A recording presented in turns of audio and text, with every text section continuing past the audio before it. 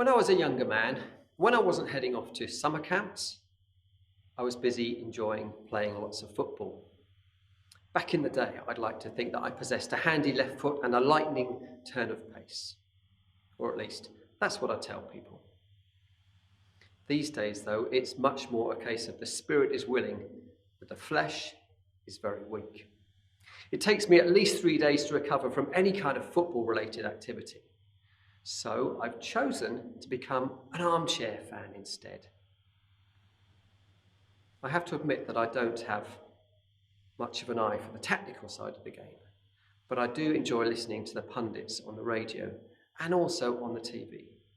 When they speak, I think it's always worth listening because they've been there, they've done that, they've won the cup, they've worn the football shirt, and they know, more or less, what they're talking about. Most of the time, I can see where they're coming from. And most of the time, I tend to agree with their analysis. I mean, after all, they're the experts. But there's one thing I can't accept. And that's when the pundits applaud the idea of taking one for the team. Taking one for the team involves making a calculated and premeditated foul on an opposing player with the sole intention of preventing a goal-scoring opportunity. In the worst case, you could actually pay the ultimate price by being shown the red card and sent off for your misdemeanor.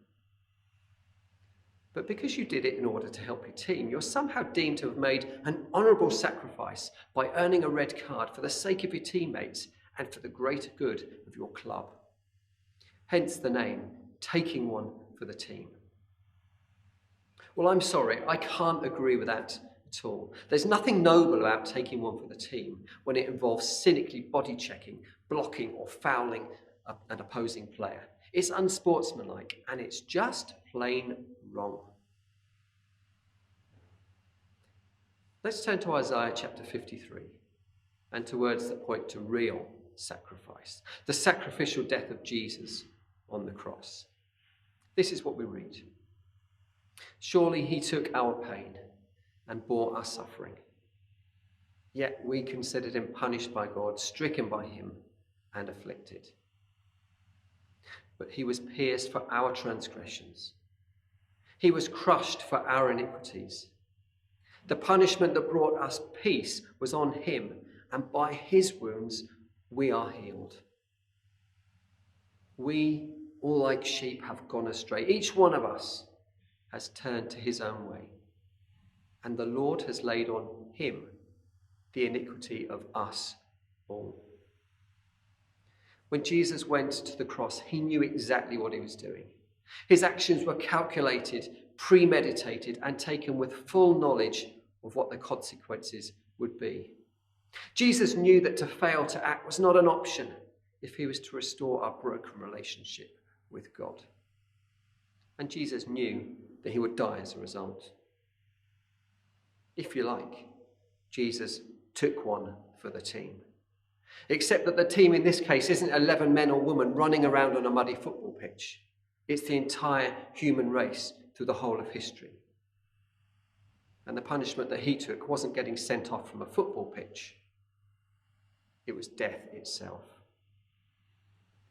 In a world in which taking the red card, getting sent off from the pitch, is somehow seen as a noble act of sacrifice, Jesus shows us a better way. He allows his body to be broken through beating, torture, crucifixion for us. He allows his blood to be shed on the cross, and he endures the cruelest of deaths for us. When Jesus stretched out his hands on the cross, he showed us what sacrificial living really looks like. Romans chapter 5 verse 8 tells us that God demonstrates his own love for us in this. While we were still sinners, Christ died for us. That's sacrifice. That's taking one for the team. As we reflect on the death of Jesus this year, let's strive to live lives that are noble, honourable, self-sacrificial and others-oriented. And let's always look to him as our model for living and not to some second-rate, cynical, self-serving alternative. this Easter, let's choose to walk in Jesus' steps and to walk the way of sacrifice. May God bless you.